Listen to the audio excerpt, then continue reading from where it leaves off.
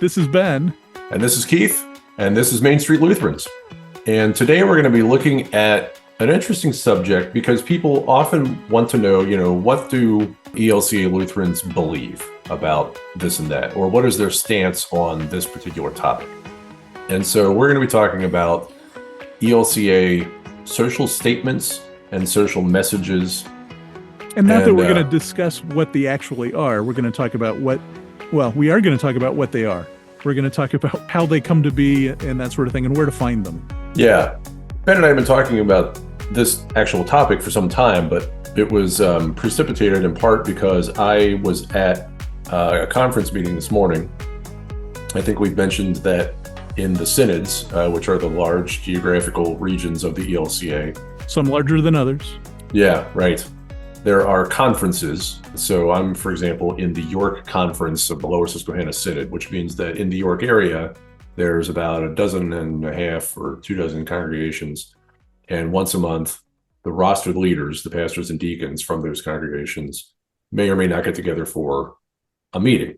We met this morning, and our topic of discussion was a draft of a document that is called A Social Statement on Civic Life and Faith. And this is, as I said, a draft. It's a statement that the ELCA is currently working on, and it will likely be voted on at our next church-wide assembly, which is in, Ben, 2025, is that right? 2025. Yeah. And so the social statements and social messages it's an interesting topic because they're both fascinating and they don't always do what people want them to do, right? They're fascinating because they are very well researched and written. They are based on scripture. They are based on church teaching. They are based on science and real life experience from real people. They're on a really wide variety of topics. I know, Ben, you've got the list up. What are some of the topics of some of the social statements? For social statements, they put them in alphabetical order. So, just starting with the top, it's abortion and caring for creation, church in society, the church and criminal justice, the death penalty, economic life, education, genetics, health and healthcare, human sexuality, peace, race, ethnicity, and culture, and sexism as far as social statements. And then that doesn't even include the social messages. Mm-hmm.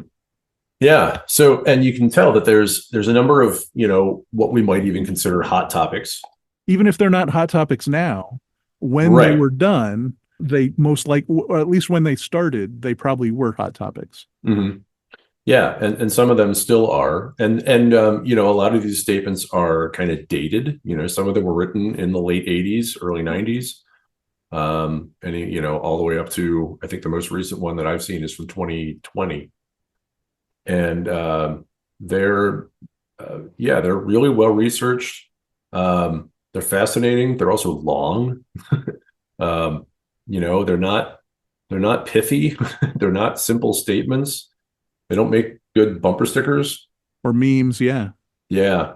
And so when people say, what do Lutherans think about abortion, for example, they go to this document and you're like, whoa, I didn't know I was going to be reading a doctoral thesis. And by the time you're finished, you might be left scratching your head saying, so what do Lutherans think about abortion? Usually the answer is something like, well, we think it's a complex issue and needs to be addressed carefully and pastorally.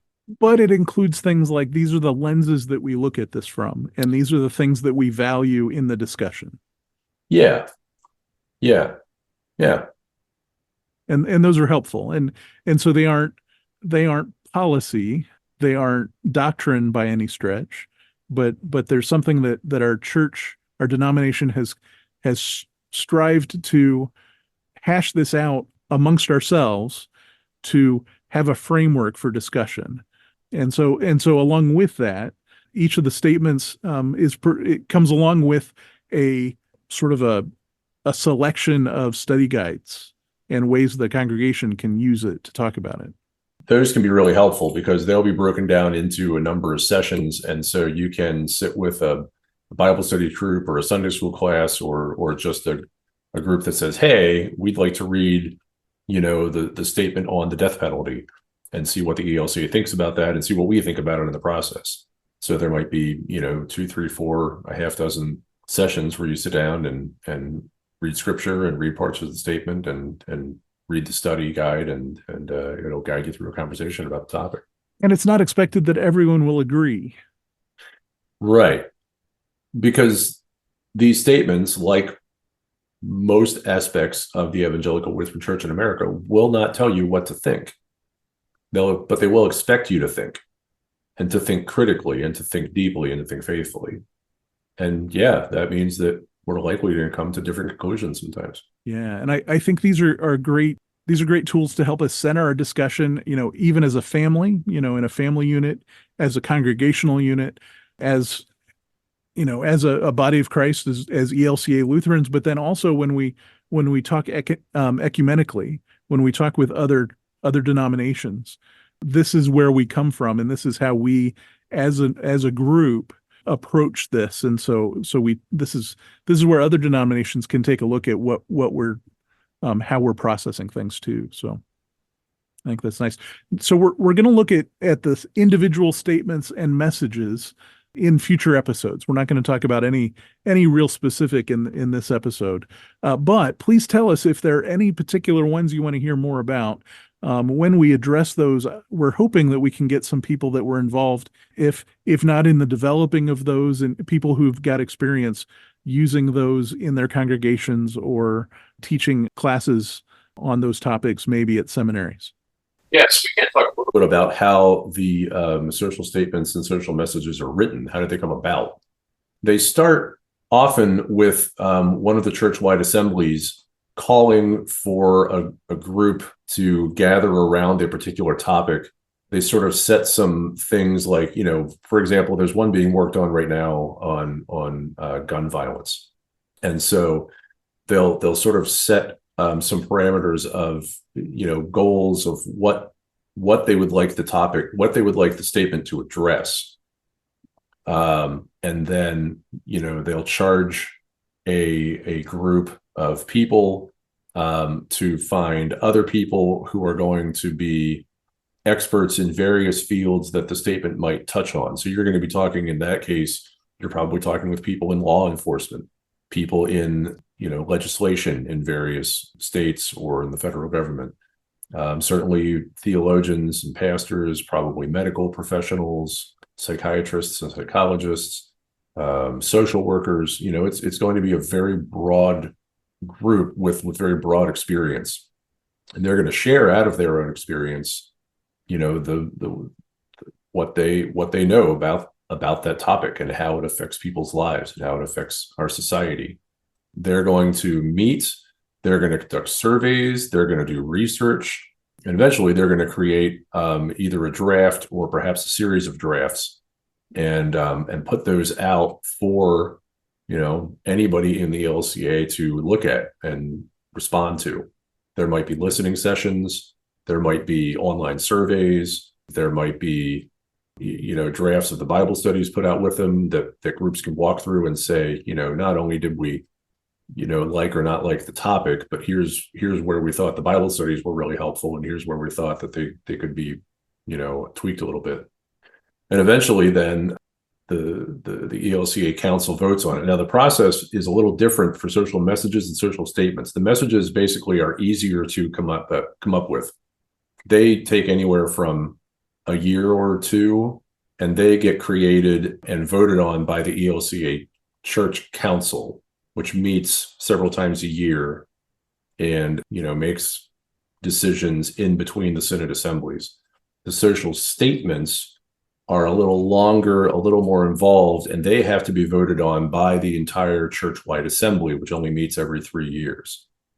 So it's not unlike the decisions that get made in your own congregation. Some of them can be made by just the church council.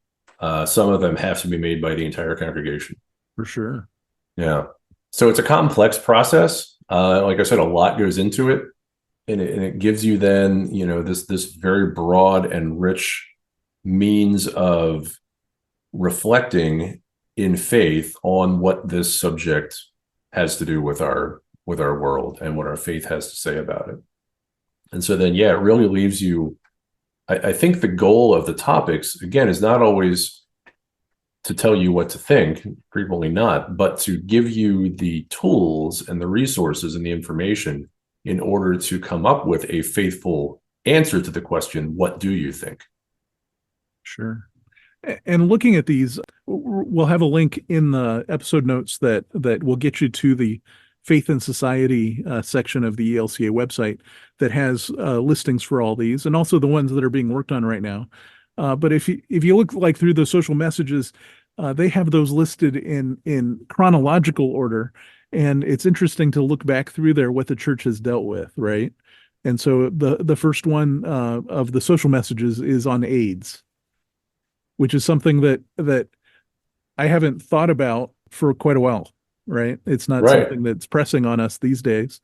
But With in the late 80s and early advancements. 90s, it Yeah. absolutely was. And so, yeah, it's kind of a reflection on what was going on in the world that the church was wrestling with at that time. And And it's, normally outside the church too, right? It's yeah. the society pressing in on the church, wanting to know where we stand. Mhm.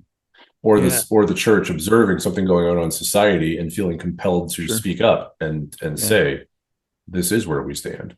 I find it interesting that in 1989, so the AIDS one was in 1988. 1989, there was a message on the Israeli-Palestinian conflict, which wouldn't surprise me if we don't address that again Yeah. at this point. Very different, I'm sure. Yeah. There's a statement on human sexuality that came out in 2009 that is in the process of being perhaps updated or revised. And I'm not sure what that process looks like. I don't think it'll be nearly as complex as creating a statement from scratch, but Yeah. that's on the docket of things that are being worked on right now also. Yeah, and it looks like the social message on gun-related violence and trauma should have been voted on in March at the ELCA Church Council meeting. It looks like the social statement that you were talking about on civic life and faith. It's currently out for comments. You can read it and submit a survey with your opinions on it. So I encourage you to do that. Get involved in our church's deliberations on that. And I think you'll learn something a little bit about how the church in the last 500 some years has how Lutherans have looked at civic engagement. And so I think that'd be neat. So of course we talked about how these come with study resources that you can use, and those sort of simplify it a little bit and break it into topics that we can talk about. Um, how else do you think these could be used, or how could they be useful? I think that people looking at the ELCA from the outside in, again, might want to know, what does the ELCA think about mental health and the mental health crisis in our world? And so there's an opportunity for there to be some public witness from our church. The ELCA also, we operate one of the largest networks of social service agencies in the United States, and a number of these topics are touched on by those agencies as well. So whether you're talking about racism or health and healthcare or education or gender-based violence, a lot of these social service agencies are encountering um, these very topics. So they are also resources for them as they're engaging in their work in their own contexts. They're very real world communities. And I think for people that are a part of the ELCA and again just want to know, what does our church actually think about this topic? That's one place you can turn. Yeah, and I think as historic documents, if someone is sort of tentative about actually being part of a church, we've been talking about the nuns or the deconstructed folks. Sometimes what they're worried about is that the churches have promised one thing going in and then haven't backed that up. Of course, not all congregations are going to be, up to date on the denomination's views of this, and they may disagree. in some ways, but this sort of gives us a historical look at where our denomination is on these topics, and we're not hiding from them. It's frustrating about these messages as a source of what the ELCA thinks about topic X, though, is that because they are so heavily researched and involved such a long time span in order to create and approve them and adopt them, there's not one on like every topic that's in the news today that you would like to know about, right? And that can be disappointing and sort of frustrating. And so if you've got questions about that sort of thing, we'd love to hear that as well, and maybe at least give you a direction to go for that information. Absolutely. You know what direction I want information to come from? The Catechism. Yeah. Time for our Catechism question. So last week's question was, in nailing his 95 theses to the door of Wittenberg's Castle Church on October 31st, 1517, Luther was hoping to A, start the Protestant Reformation, B, create a debate on the college campus where he taught, C, create a name for himself and a fat publishing contract, or D, create a new religion. And the answer is, Ben? Create a debate on the college campus where he taught. That's right. Absolutely. Luther was an academic. Wittenberg in Germany, not Wittenberg in Springfield, Ohio. Right. Yeah. So this week's question, and don't forget to send in your answers. The word gospel means A, God's spell in Latin, B, good tale in Old English, C, God's special lessons in Greek, and D, none of the above. All right. So if any of those answers fit there for you, send it to us by email and all the stuff that you're going to hear here in just a minute. Don't forget, we're going to be at the Festival of Homiletics in May in Pittsburgh, Pennsylvania. If anybody can make it there, we'd love to see you. We'll figure out how to meet up with you. Just let us know by email or on social media. Main Street Lutherans is hosted by Keith Fair and Ben Fote. You can reach us by email at mainstreetlutherans@gmail.com. Our website, which has episodes of the podcast and soon some links that you may want to reference, is mainstreetlutherans.com. We're on the socials as at Main Street Lutherans. Right now, that's Facebook, Instagram, Threads, and YouTube. The show is produced by Fote Media Productions. Until next time, go in peace, serve the Lord. Thanks be to God.